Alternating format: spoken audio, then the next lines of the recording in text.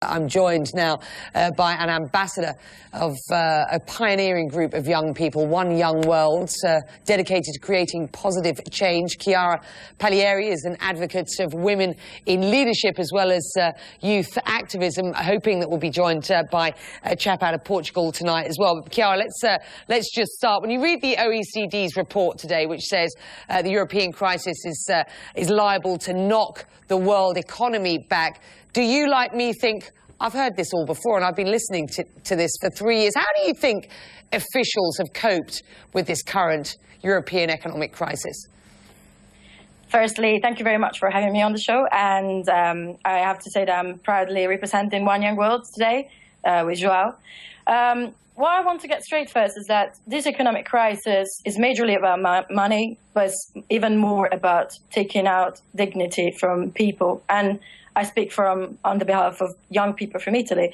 What I've seen today is a scary portrait of the future. I don't feel very positive about the prospects as a young graduate. I don't feel very empowered to think about the best. So I think leaders really need to restructure the whole policy making of education and youth employment, because at the time being, it's absolutely a failure.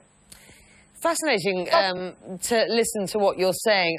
We've seen the rise of people power across Europe as citizens turn away from their sort of old-fashioned mainstream political status quo, as it were.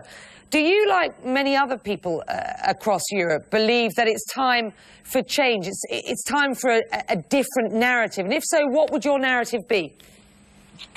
The narrative would be, we depend as a generation Y a strong revolutionary restructure of the institutional framework, a societal commitment to empower young people, not to be only today's employees, but more importantly, to be tomorrow's leaders. At the time being, I think people in Europe are very much discouraged to think about future prospects. And so this is what we demand, is a societal commitment, and most importantly, a European response to this huge crisis. Mm. Do you think the gap between policymakers and the people is growing? It's absolutely widening, definitely. And it's also about the capability expectation gap of the European Union with regards to young people, I guess. I believe that the gap is widening as the results keep on decreasing. And I'm not only talking about economy, but I'm really talking about the way institutions foster young people in their quest to grow as academics or as employees. I think it's widening, and I don't really see from the Italian side a big commitment to change. You belong to a group of youngsters, and when I use the word us grown-ups, I only used it because one of your colleagues, Joao, actually referred to me as one of those earlier on. So I could use the word oldie or whatever. Quite frankly, you belong to a group of youngsters who are representative of most countries around the world. And when you get together, and when you're at college with mates there in Scotland at present, does it concern you that many people of your age feel the need to leave their own countries, find prosperity, work, education, a life elsewhere? And if so, what do you think should be done about that?